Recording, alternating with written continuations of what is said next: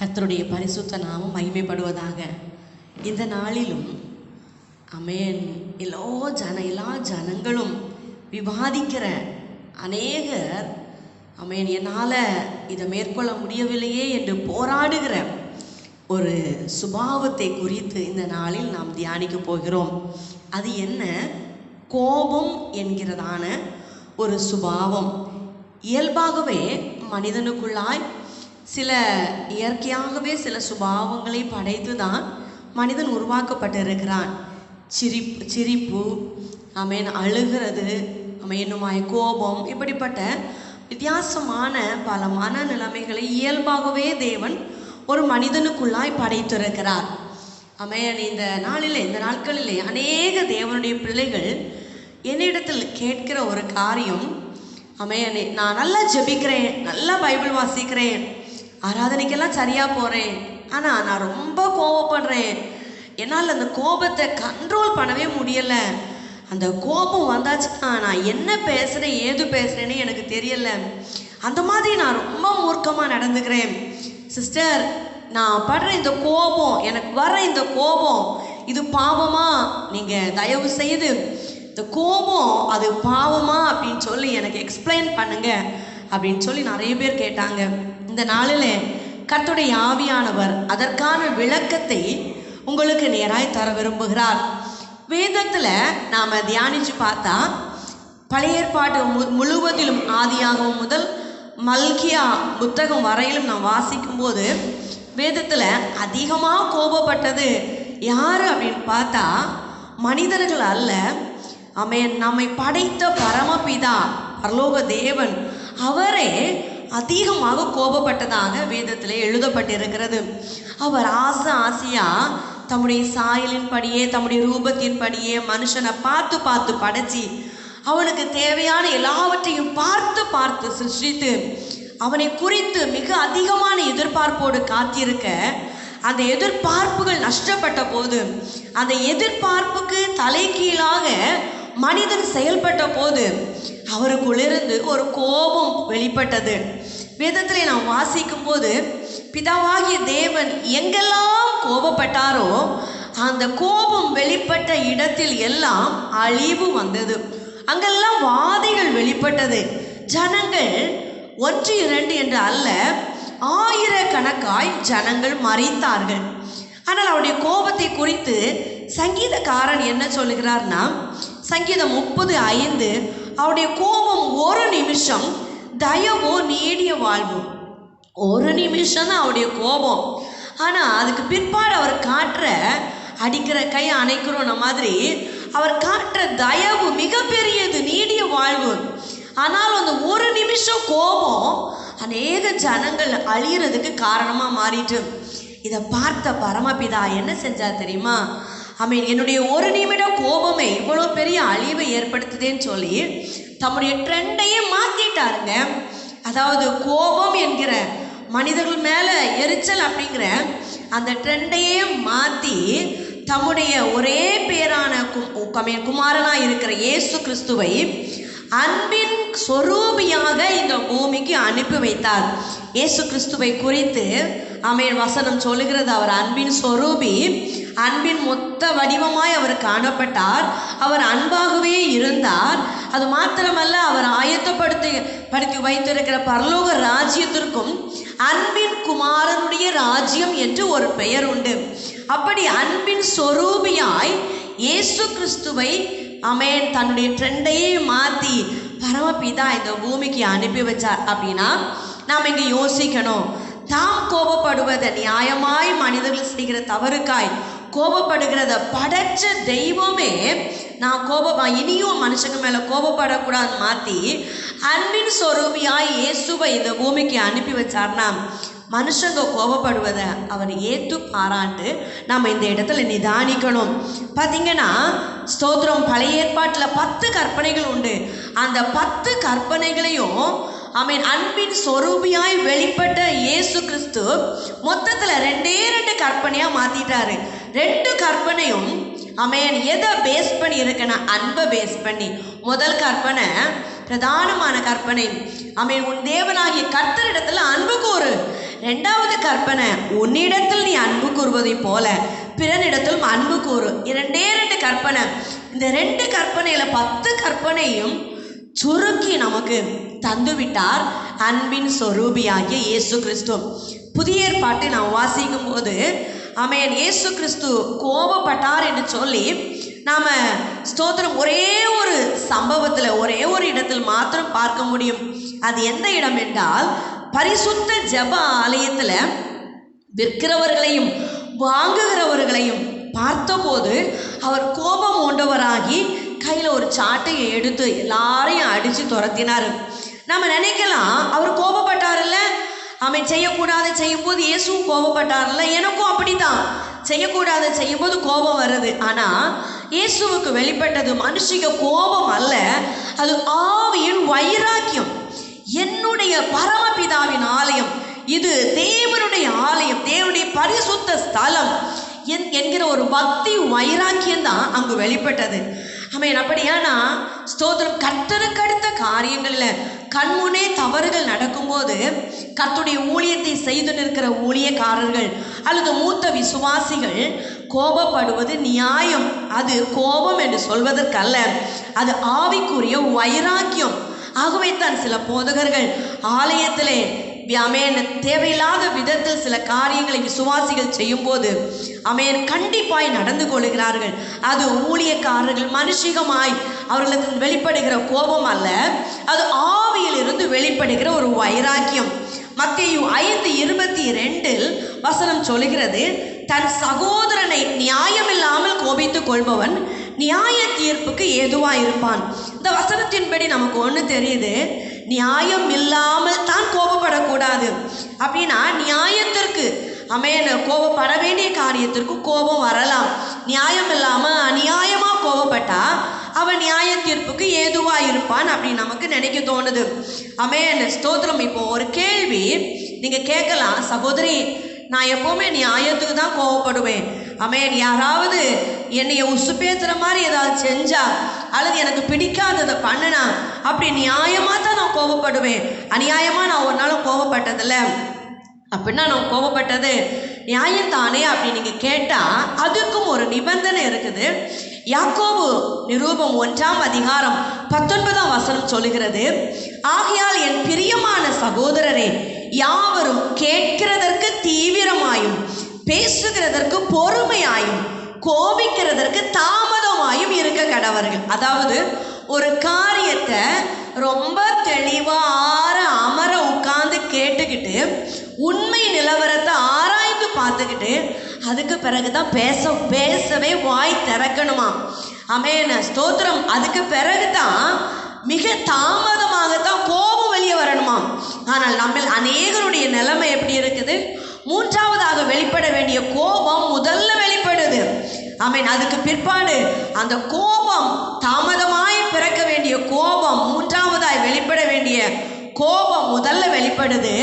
அடுத்தது உடனடியாக வாயிலிருந்து தருமாறான வார்த்தைகள் வெளிப்படுது.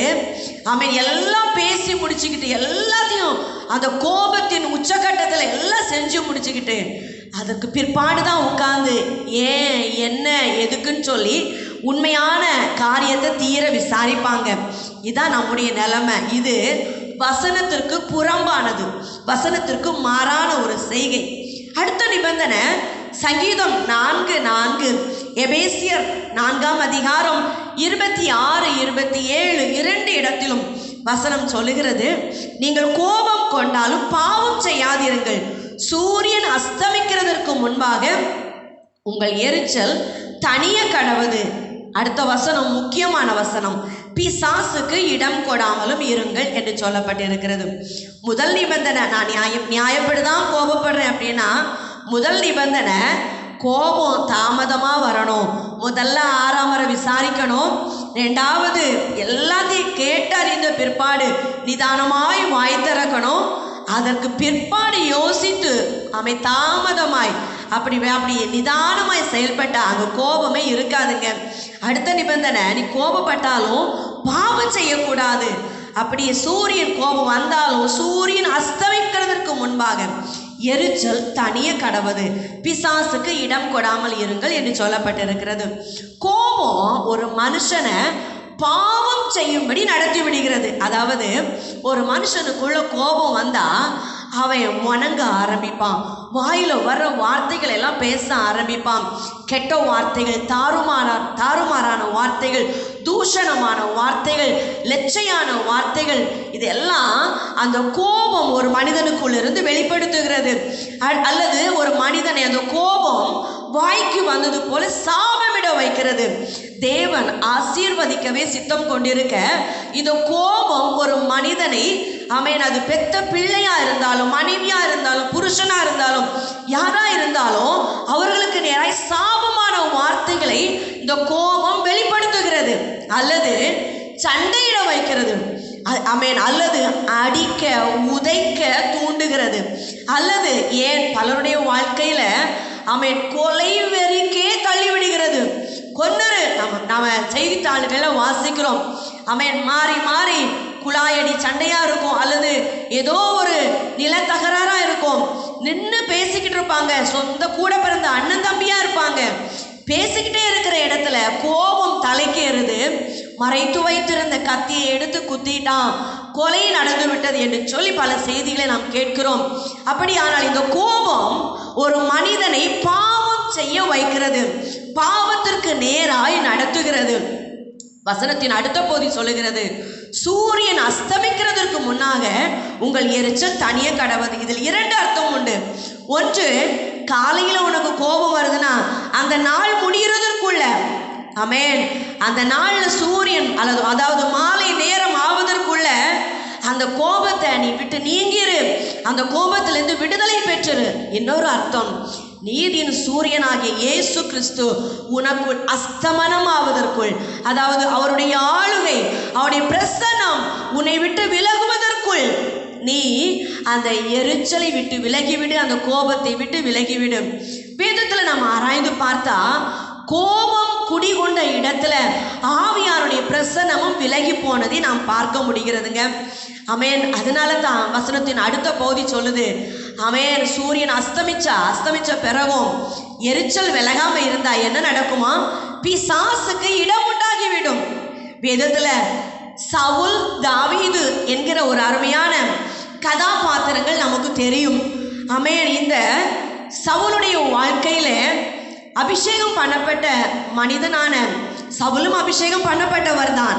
தாவீதின் மேல ஒரு பொறாமை, அது காய்மாகாரமாய் மாறி அது முடிவில் கோபமாய் எரிச்சலாய் வெளிப்பட்டது. அந்த கோபம் இந்த சவுலுக்குள் இருந்து வசனம் தெளிவாய் சொல்கிறது, அந்த தாவீதை பார்க்கும் போதெல்லாம் அந்த கோபம் சவுலுக்குள் இருந்த கர்த்தருடைய ஆவியை வெளியேற்றி விட்டது. வெளியேற்றி அசுத்த ஆவிக்கு இடம் உண்டாகிவிட்டது. அந்த எரிச்சல் அவனுக்குள்ள இருக்க வசனம் சொல்லி கர்த்தரால் அனுப்பிவிடப்பட்ட ஒரு பொல்லாத ஆவி அவனை அலைக்கழிக்க ஆரம்பித்ததுங்க. அபிஷேகம் எடுபட்டு போகும், ஆவியானவனுடைய ஆளுகை எடுபட்டு போகும். எங்குன்னு கேட்டா கோபம் குடிகொண்டிருக்கிற ஆத்துமாவில். ஏன்னா தேவன் அன்பாகவே இருக்கிறார், அவர் எல்லோரையும் நேசிக்கிறார். எப்படிப்பட்ட பாவியையும் அணைத்து கொள்ள அவர் விரும்புகிறார். ஸ்தோத்திரம். நம்முடைய எப்படிப்பட்ட மன்னிக்கவே முடியாத நம்முடைய பாவங்களை எல்லாம் மன்னித்து ஏற்றுக்கொண்டாரே அந்த நல்ல தேவன் நம்மிடத்திலும் அந்த அன்பையை எதிர்பார்க்கிறார். இந்த சவுலுடைய வாழ்க்கையில அசுத்த ஆவி அவருக்குள் வந்த அந்த எரிச்சலின் மூலம் அவருக்குள் புகுந்தது. முடிவில் தாவீதை கொலை செய்யும்படியான, அதாவது பொல்லாப்பு செய்யும்படியான ஒரு ஆத்திரத்தை உண்டு பண்ணினது. பாருங்க, நல்லா யோசிச்சு பாருங்க.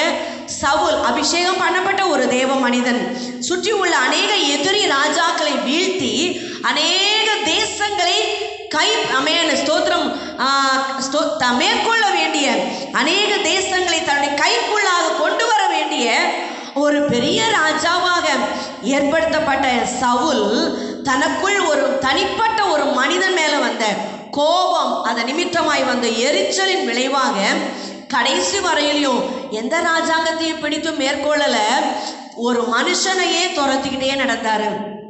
எதிரி நாடுகளோடு போராட வேண்டியவர், எதிரி நாடுகளோடு யுத்தம் செய்ய வேண்டியவர். பல ராஜாக்களோடு கூட யுத்தம் செய்து மேற்கொள்ள வேண்டியவர். ஒரு தனி மனுஷன் கூடயே கடைசி வரை யுத்தம் பண்ணி அவங்க கூடயே சண்டை போட்டு கடைசியில் தனக்குத்தானே ஆமென் ஈட்டிய நாட்டி அதில் விழுந்து பரிதாபமாக செத்து போக வேண்டிய ஒரு பரிதாப முடிவு ஆமென் சவுலுடைய வாழ்க்கையிலே வந்தது. ஒரு மனிதனை ஆட்டி படைக்கிற கோபம் அவனை எப்படியெல்லாம் செய்யுது பார்த்தீங்களா? நல்லா கவனிக்கணும்.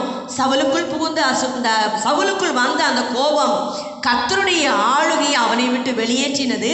இரண்டாவது, அசுத்த ஆவியை இன்வைட் பண்ணி உள்ள அசுத்த ஆவி புகுந்து அசுத்த ஆவி அவனை அலைக்கழிக்க ஆரம்பித்தது. தன்னுடைய இலக்கை விட்டு வழிவிலக செய்தது. ஆமென் ஸ்தோத்திரம். தேசங்களோடு யுத்தம் பண்ண வேண்டிய அந்த இலக்கு மாறி ஒரு தனி மனிதனோடு யுத்தம் பண்ணுகிற ஒரு சாதாரண கீழ்த்தரமான மனிதனாய் சவுல் மாறி போனார். கடைசி முடிவு தற்கொலை. அதாவது தேவனுடைய ராஜ்யத்தையும் இழந்து போன ஒரு பரிதாபம். ஸ்தோத்திரம். அன்பு தேவனுடைய பிள்ளைகளே, ஆகவே தான் இங்கு வசனம் சொல்லுகிறது, ஆமென், நீ கோபம் கொண்டாலும் அந்த கோபத்துக்கு லெவல் தாண்டி பாவம் செய்ய நீ இடம் கொடுத்துறாத. ஆமென். சங்கீதம் 37:8 சொல்லுகிறது, கோபத்தை நெகிழ்ந்து உக்கிரத்தை விட்டுவிடு, பொல்லாப்பு செய்ய ஏதுவான எரிச்சல் உனக்கு வேண்டாம். கோபம் நெக்ஸ்ட் லெவல், உக்கிரம் அடுத்த லெவல், பொல்லாப்பு செய்ய ஏதுவான எரிச்சல். அவன் என்ன செய்யணுமா? வந்த கோபத்தை லூஸாக நெகிழ்ந்து விடணுமா, அதாவது நெகிழ்ந்து லூஸ் பண்ணி விடணுமா. அது அப்படி அந்த கோபத்தை அப்படி உருமி இருந்தால் அது இன்னும் ப்ரெஷர் ஏறிக்கிட்டே இருக்கும், இன்னும் டென்ஷன் ஆகிட்டே இருக்கும். ஆனால் வந்த கோபத்தை ஆமென் அப்படி நெகிழ்ந்து விடணுமா, இல்லைன்னா நீ பொல்லாப்பு செய்வாய், பாவம் செய்வாய். கோபம் ஒரு மனுஷனுக்குள்ள இருந்தா அவனால் சரியா ஜெபிக்க முடியாது, சரியா தேவனை துதிக்க முடியாது. ஆமென். அப்படியே அவன் செய்தாலும் துதிக்கவோ ஆராதிக்கவோ வேத தியானம் பண்ணவோ ஆமென் பாட்டு பாடவோ செய்தா எல்லாமே எங்கிருந்து வரும் தெரியுமா? இந்த உதட்டில் இருந்து தான் வரும். ஒன்றுமே உள்ளத்தின் ஆழத்திலிருந்து வராது. ஏன்னா கோபம் அந்த அளவுக்கு கொடூரமான ஒரு பொல்லாத ஆயுதம்ங்க. அது ஆத்துமாவை நசுப்பிக்கிற, ஆத்துமாவை கெடுத்து போடுகிற ஒரு பொல்லாத ஆயுதம். அவன் கோபப்படுகிற ஒரு மனுஷனால சந்தோஷமா இருக்க முடியாது. அவன் முகத்தில் ஒரு டென்ஷனை எப்போதும் பார்க்க முடியும். ஒழுங்கா அவனால சாப்பிட முடியாது, ஒழுங்கா தூங்க முடியாது. எதையோ பறி கொடுத்தவன் போல அந்த கோபத்தில் இருக்கிற மனுஷன் எப்போதும் இருந்து கொண்டே இருப்பான். இதனால என்ன நடக்கும் தெரியுமா? கோபம் ஒரு மனுஷனுடைய சரீரத்தில் பலவீனத்தை கொண்டு வரும், வியாதியை கொண்டு வரும். அநேகருடைய வாழ்க்கையில வியாதி பலவீனங்கள் வருவதற்கு ஒரு ரகசியமான காரியம் என்ன தெரியுமா? அவர்களுக்குள் எழுகிற கோபம். அந்த கோபத்தின் விளைவாய் அதையே நினைத்து நினைத்து நினைத்து வாயினால் அதையே சொல்லி சொல்லி சொல்லி சொல்லி அப்படி அவங்க இருக்க அவங்க ஹோல் பாடியிலையும் நெகட்டிவ் ஸ்பிரிட் ஆளுகை செய்ய ஆரம்பிச்சிருது. ஆவி ஆத்மா சரீரத்தை எதிர்மறையான எண்ணங்களின் தாக்கம் மேற்கொள்ள ஆரம்பிக்குது. அதன் விளைவாய் சரீரத்தில் இருக்கிற பலனை இழக்கிறாங்க, சரீரம் பலவீனப்பட்டு போகுது. ஆமென். கோபத்தை நெகிழ்ந்தா பரிசுத்த ஆவியானவருடைய ஆளுகை பெருகும். கோபத்தோடு இருக்கும்போது அசுத்த ஆவி மேற்கொள்ளும். ஆமென். இப்போ வார்த்தையை கேட்டுட்டு இருக்கிறேன், உங்களை பார்த்து கேட்குறேன். ஆமென். யாரோ ஒருவர் மேலே குபுன்னு உங்களுக்கு ஆத்திரம் வந்துக்கிட்டே இருக்குதா? ஆமென். ஸ்தோத்திரம். யாரையாவது ஸ்தோத்திரம் யாராவது சொன்னதை அல்லது யாராவது எதையாவது செய்ததை எப்போதும் மனசில் நினச்சி எனக்கும் காலம் வரும் அப்போ பார்த்துக்கிறேன்னு சொல்லி மனசுக்குள்ளே பொறுமுறீங்களா? இல்லை சவால் விடுறது மாதிரி உங்கள் குடும்பத்தில் உள்ளவங்க கிட்ட மாறி மாறி நீங்கள் பேசுகிறீங்களா? அப்படின்னா ஒன்று மாத்திரம் புரிந்து கொள்ளுங்க, நீங்கள் கோபத்தின் அடுத்த லெவலுக்கு போயிருக்கிறீங்க. உக்கிரம், பொல்லாப்பு செய்ய ஏதுவான ஆமென் ஸ்தோத்திரம் எரிச்சல், அந்த லெவலுக்கு நீங்கள் போயிருக்கிறீங்க. தயவாய் உங்களை பார்த்து கேட்குறேன், பிசாசினால் அலைக்கழிக்கப்படுவதற்கு முன்பாக ஆண்டவரே என்று சொல்லி அவர் பாதத்தில் விழுந்து அந்த கோபத்தை விட்டு உக்கிரத்தை நெகிழ்ந்து பொல்லாப்பு செய்ய ஏதுவான எரிச்சலை விட்டு வெளியே வாருங்கள். ஆவியானுடைய ஆளுகைக்கு ஒப்புக்கொடுங்கள். உடனடியாக அந்த கோபத்தை விட்டு விடுங்கள். ஆமென். நீதிமொழிகள் 27:3 சொல்கிறது, கல் கனமும் மணல் பாரமுமாய் இருக்கும், கோபம் இவ்விரண்டிலும் பாரம். அதாவது கல்லையும் மண்ணையும் சுமக்கிறது எப்படி ஒரு மனுஷனுக்கு ரொம்ப வெயிட்டாக பாரமாக இருக்குமோ அதை விட பாரங்க கோபத்தை சுமந்துட்டு இருக்கிறது. சிலர் இப்படி சொல்லுவாங்க, நான் ஒரு முன்கோபி, எனக்கு மூக்கு நுனியில தான் கோபம் இருக்கும். அவங்க எனக்கு பிடிக்காததை யாராவது சொன்னா எனக்கு டக்குன்னு கோபம் வந்துடும், எனக்கு பிடிக்காததை யாராவது செய்தா எனக்கு டக்குன்னு கோபம் வந்துடும் அப்படின்னு சொல்லுவாங்க. ஆனால் பைபிள் வசனம் என்ன சொல்லுது தெரியுமாங்க? நீதிமொழிகள் 12:16 சொல்லுகிறது, மூடனுக்கு தான், அதாவது அறிவில்லாதவனுக்கு தான் சீக்கிரத்தில் கோபம் வெளிப்படுமா. ஆமென். பிரசங்கி 7:9 சொல்லுகிறது, உன் மனதில் சீக்கிரமாய் கோபம் கொள்ளாதே, மூடரின் நெஞ்சில் கோபம் குடிகொண்டிருக்கும். ஆமென். மூடனுக்கு, அறிவில்லாதவனுக்கு நெஞ்சில மனசுல கோபம் குடிகொண்டு இருக்குமா. அந்த கோபம் தான் ஒரு காரியத்தை கேட்ட உடனே பார்த்த உடனே டக்குன்னு வெளிப்படுது. அதுதான் அவங்க சொல்றாங்க, எனக்கு மூக்கு நுனியில தான் கோபம் அப்படின்ட்டு. நான் ஒரு முன்கோபின்னு சொல்லி பெருமையா சொல்லுவாங்க. ஆமென். தாழ்மையா உங்களை பார்த்து சொல்றேன், அப்படிப்பட்ட முன்கோபிகளா நீங்க இருப்பீங்களே. ஆனா வேதம் உங்களுக்கு தருகிற ஒரு பெயர் அறிவில்லாதவர்கள், மூட என்று சொல்லி வேதம் சொல்லுகிறது. ஆமென். தேவ பிள்ளைகளே, யோபு 5:2 சொல்லுகிறது, அந்த கோபம் அந்த மூடனை, அந்த அறிவில்லாதவனை ஒரு நாள் கொன்று விடுமா. அந்த கோபத்தினாலேயே ஆமென் சரீரம் பாதிப்படைந்து அந்த கோபமே ஒரு நாள் அந்த மனிதனுடைய மரணத்திற்கும், ஆத்ம மரணத்திற்கும், சரீர மரணத்திற்கும் காரணமாய் அமைந்து விடுமாம். ஆமென். நீங்கள் அவருடைய ஞானத்தால் நிரப்பப்பட்டவர்கள் என்றால் அறிவில்லாதவர்களைப் போல எதற்கெடுத்தாலும் கோபப்படுவதை நிறுத்தி விடுங்கள். சரி, நீங்க கேட்கலாம், நான் எப்போதாவது தான் கோபப்படுறேன், எப்பவும் கோபப்படுறதில்ல, நான் முன்கோபியும் இல்லை, டக்குன்னு எனக்கு கோபம் வர்றதில்ல, எப்போதாவது கோபப்படுறேன். ஆமென். இந்த கோபம் பாவமா? எப்போதாவது அக்கேஷனலா தமேன் எப்போதாவது கோபப்படுறேன். சகோதரி, இந்த கோபம் பாவமான்னு கேட்கலாம். கலாத்தியர் ஆமென் 5ஆம் அதிகாரம் 19, 20, 21 வசனங்களை வாசிக்கும் போது கோபத்தை பரிசுத்த ஆவியானவர் மாமிசத்தின் கிரியைகள் என்கிற பட்டியலில் கோடிட்டு காண்பிக்கிறார். நாம் மிக பெரிய பாவமாக நினைக்கிற விபச்சாரம், வேசித்தனம், அசுத்தம், காம விகாரம், விக்கிரக ஆராதனை, பில்லி சூன்யம் என்கிற வரிசையில அடுத்தது அவர் எதை சொல்றாருன்னா, பகைகள், விரோதங்கள், வைராக்கியங்கள், கோபங்கள், கோபம் இல்ல கோபங்கள், எல்லா வகையான கோபங்கள், சண்டைகள், பிரிவினைகள், மார்க்கபேதங்கள், பொறாமைகள், கொலைகள், வெறிகள், களியாட்டுகள் என வரிசையாக அடுக்கப்பட்டுள்ளது. ஆமென். மேலே சொல்லப்பட்ட இந்த மாமிசத்தின் கிரியைகள்ல ஆமென் 10 மாமிசத்தின் கிரியைகள் கோபத்தின் வெளிப்பாடாய் ஒரு மனிதனுக்குள்ளேருந்து வெளிப்படுவது. கோபப்படுகிற மனுஷன்தான் பகையை வளர்ப்பான். கோபம் வரும்போதுதான் விரோதம் வரும். கோபம் வரும்போதுதான் மனசுல வைராக்கியம் வரும். கோபம் வரும்போதுதான் சண்டை வரும். கோபம் வரும்போதுதான் பிரிவினை வரும். கோபம் வரும்போதுதான் மார்க்க பேதங்கள் வரும். கோபம் வரும்போதுதான் பொறாமை, எரிச்சல் வரும். கோபம் வரும்போதுதான் கொலைகள் வரும். கோபம் வரும்போது அங்கு ஒரு வெறித்தனம் வரும். இவை எல்லாமே கோபத்தின் வெளிப்பாடாய் வருகிறதான மாமிசத்தின் கிரியைகள்.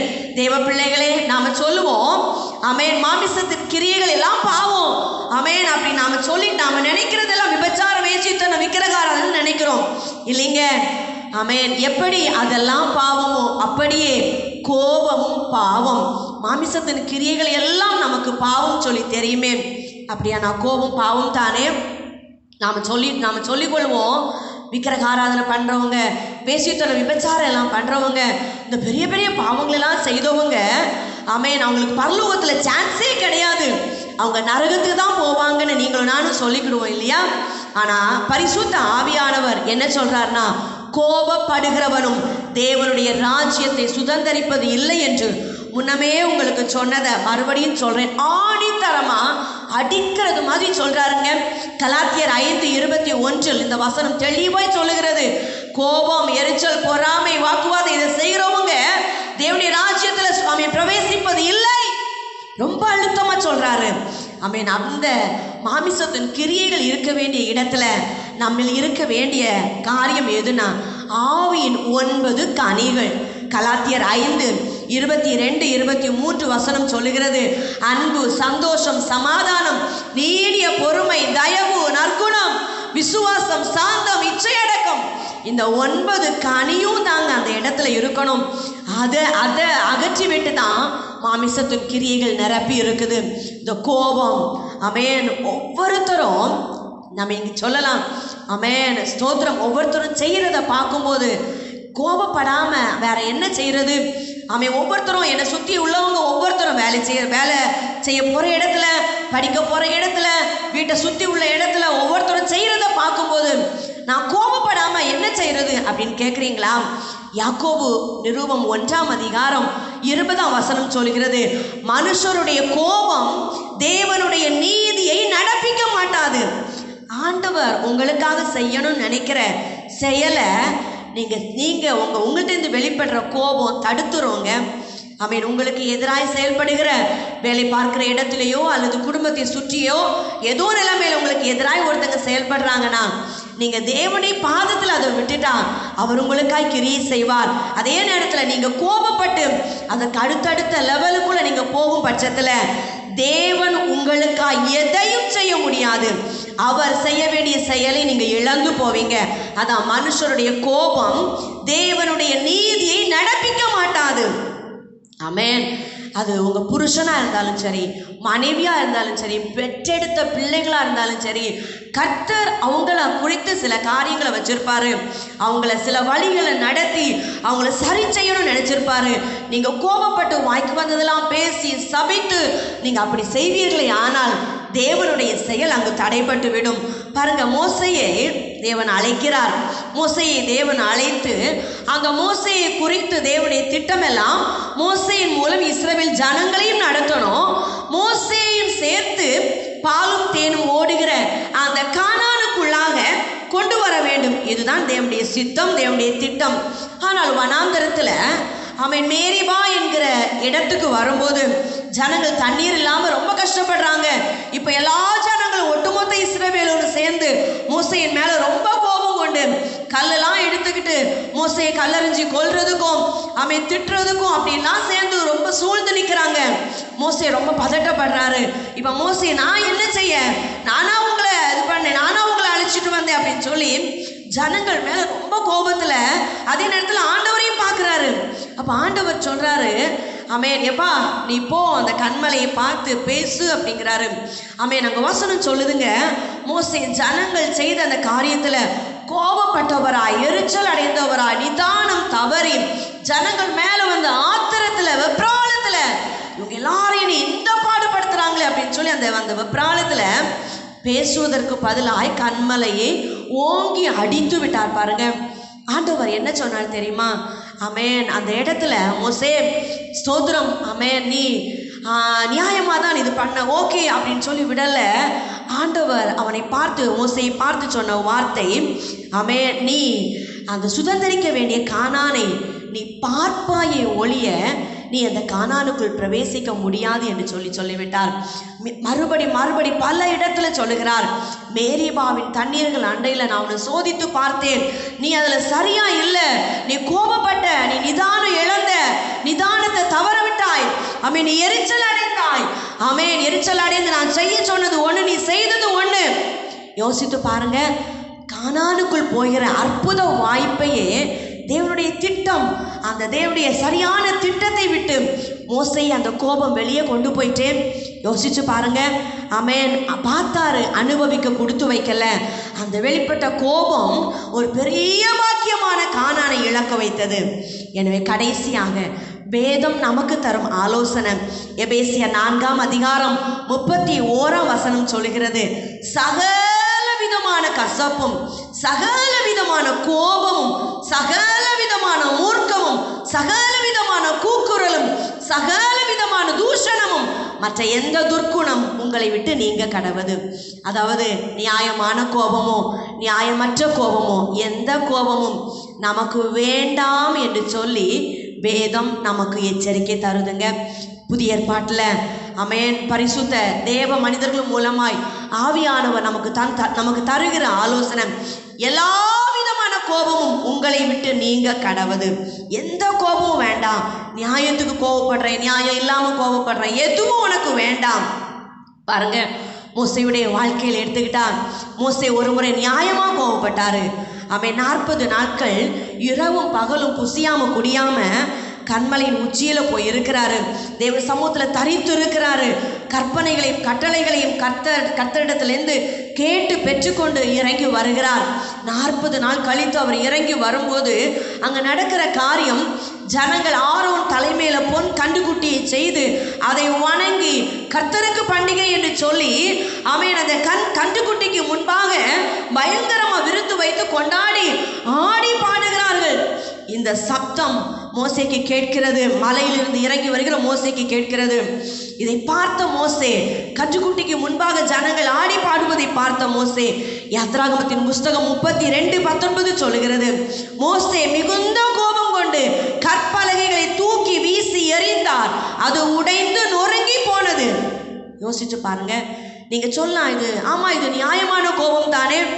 ஆமென். அவ்வளோ தூரம் மோசே இவ்வளோ கஷ்டப்பட்ட அந்த ஜனங்களை பார்வோனுக்கு முன்னாடி போய் நின்று போராடி 10 வாதிகளை ஆண்டவரிடத்துலேருந்து ஒவ்வொன்றா அடையாளமாக அதை நடப்பித்து எவ்வளவெல்லாம் ரிஸ்க் எடுத்து கொண்டு வந்தாரு.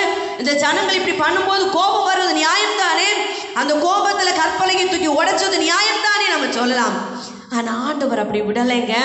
நியாயமான கோபம் தானே அப்படின்னு விடலை. ஆண்டவர் மோசைக்கு கொடுத்த பனிஷ்மெண்ட் என்ன தெரியுமா? ஆமென். சொல்றாரு, நீ உடைச்சு போட்டல்ல அந்த கற்பலகைகளுக்கு ஒப்பாய், யாத்ராகமத்தின் புஸ்தகம் 32:16 அந்த கற்பலைகள் ஒப்பாய் 2 கற்பலைகளை மறுபடி நீயே இழைத்து கொண்டு மேலே வா அப்படின்னாரு.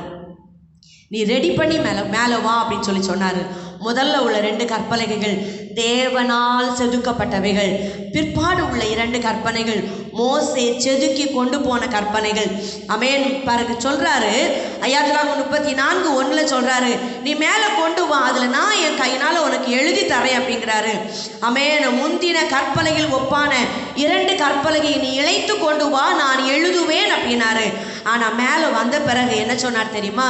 34ஆம் அதிகாரம் 27-28 வசனத்துல பனிஷ்மெண்ட் கொடுக்கிறாரு. உடைச்ச இல்ல, உனக்கு வந்த அந்த கோபத்துல கற்பலகையை தூக்கி போட்டு உடைச்ச இல்ல, இப்ப நீயே சாப்பிடாம குடிக்காம நீயே உட்கார்ந்து எழுதுன்னு சொல்லி சொன்னாருங்க.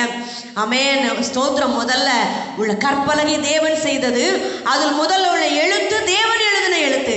பிற்பாடு உள்ள 2 கற்பலகை மோசே சிரமப்பட்டு மோசே இழைத்து கொண்டு போனது, அதில் எழுதின எழுத்தும் மோசே சாப்பிடாம குடிக்காம பட்னி கிடந்து ஆமென் ஃபாஸ்டிங்கோட இருந்து எவ்வளோ வேதனையா இருக்கும் இருந்து மோசே எழுதினது. இப்போவாவது மோசைக்கு புரிஞ்சிருக்கணும், ஆமென், நான் என் வாழ்க்கையில ஒருபோதும் கோபப்படக்கூடாது. நான் கோபப்படுவது தேவனுக்கு பிரியம் அல்ல. ஜனங்கள் என்ன பாடுபடுத்தினாலும், வாழ்க்கை பயணத்துல எவ்வளவு உபத்திரவம் வந்தாலும் நாம் கோபப்படக்கூடாது. ஆமென். ஊழியக்காரர்களா இருந்தால் விசுவாசிகளுடைய காரியங்களை பார்த்து கோபப்படக்கூடாது. குடும்ப தலைவரா இருந்தால் குடும்பத்திலே வருகிற குறைவுகளை பார்த்து கோபப்படக்கூடாது. நான் கோபப்படும் போது ஆமென் எனக்கு கர்த்தர் சில தண்டனைகளை தருகிறார் என்று சொல்லி மோசே புரிந்து இருக்கணும். இந்த முறை மோசே ஆமென் அதை புரிந்து கொள்ளல.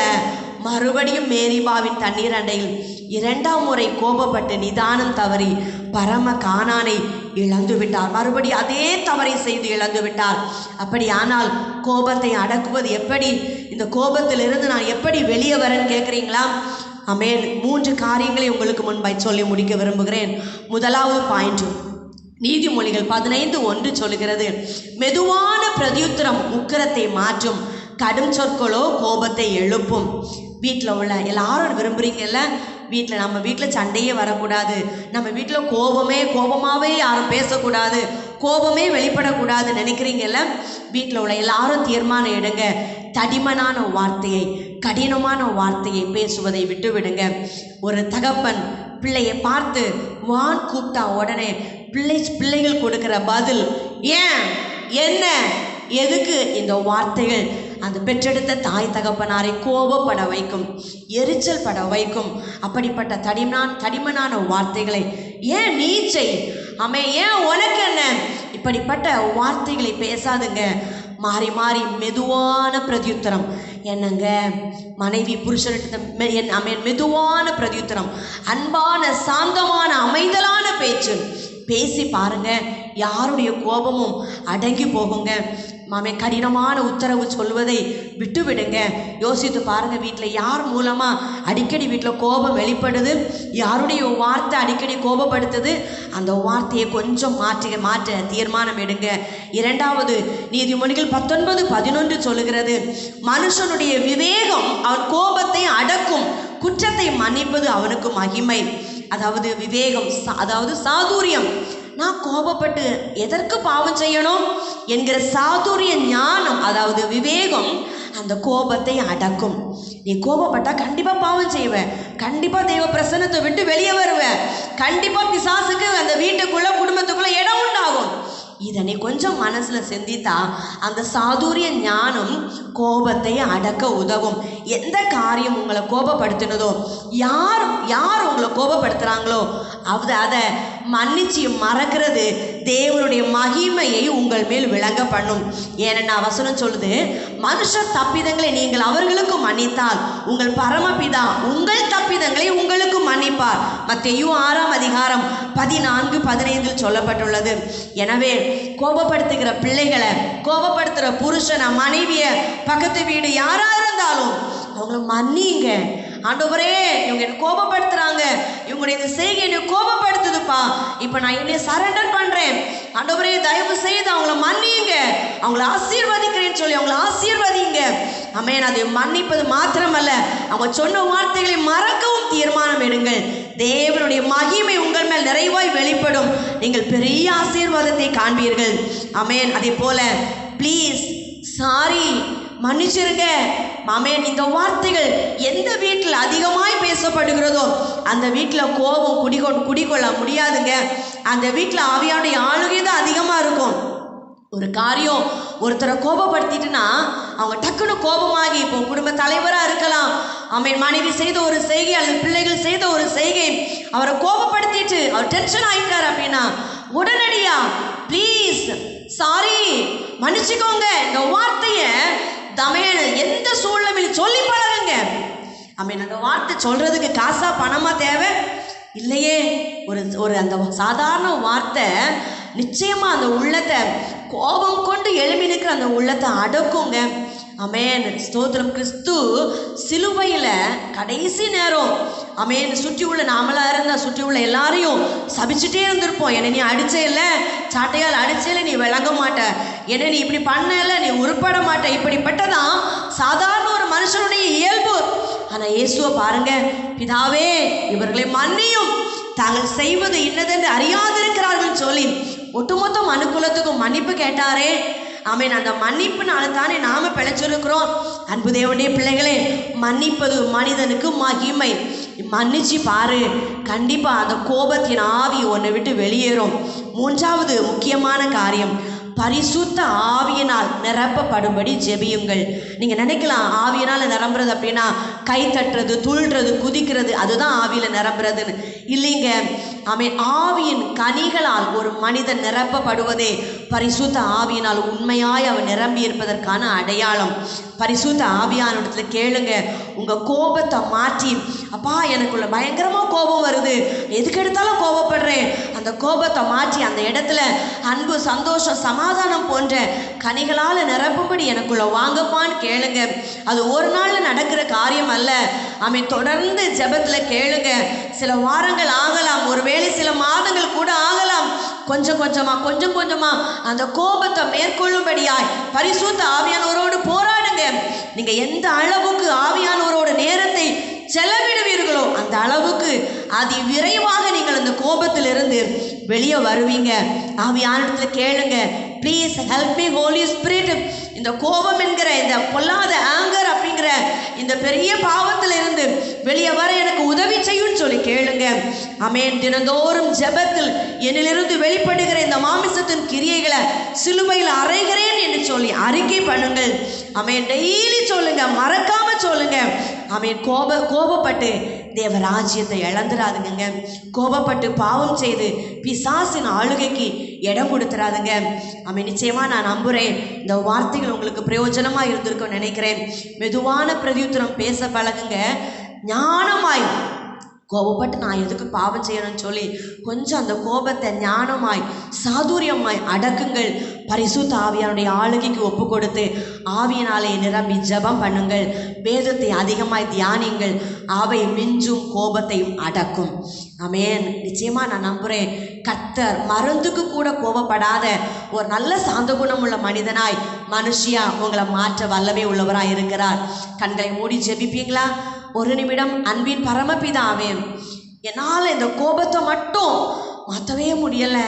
இந்த கோபம் என்கிற ஒரு பொல்லாத பிசாசின் கிரியையோடு நான் போராடி கொண்டிருக்கிறேன் என்று சொல்லி தவித்து கொண்டிருக்கிற ஒவ்வொரு பிள்ளைகளுக்காய் நீங்கள் பேசுனீங்கப்பா.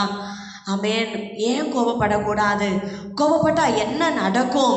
ஆமென். நான் கோபத்தை விட்டு வெளியே வர்றதுக்கு என்ன செய்யணும்னு சொல்லி நீங்கள் சொல்லி கொடுத்துருக்கிறீங்க. இந்த வார்த்தைகளை கேட்ட ஒவ்வொரு பிள்ளைகளும் வார்த்தையின்படி தங்களை தாழ்த்தி நடக்க கர்த்தர் கிருபை பாராட்டும். கோபம் என்கிற அந்த பொல்லாத சத்துருவின் அந்த தந்திரமான சூழ்ச்சியான அந்த காரியத்தை விட்டு வெளியே வர கர்த்தர் ஒவ்வொரு பிள்ளைகளுக்கும் கிருபை பாராட்டுங்க. அந்த இடத்தை அன்பின் ஆவியானவர் நிரப்பி ஆளுகை செய்யுங்க. நாமத்தினாலே அன்பு பிள்ளைகளை வாழ்த்தி ஆசீர்வதிக்கிறேன். கோபப்பட்ட மோசேக்கு நடந்தது, கோபப்பட்ட சவுலுக்கு நடந்ததை நாங்கள் தியானித்தோமே, அந்த அனுபவம் எங்கள் வாழ்க்கையில வராதபடி கர்த்தர் காத்துக்கொள்வீராங்க. கிருபைக்குள் மறைத்துக்கொள். ஒவ்வொரு பிள்ளைகளையும் ஆசீர்வதிக்கிறேன் இயேசுவின் நாமத்தில் பிதாவே. ஆமென். God bless you. கர்த்தர் தாமே உங்களை அன்பினால் நிரப்பி ஆமென் ஆச்சரியமாய் நடத்துவாராக. ஆமென். ஆமென்.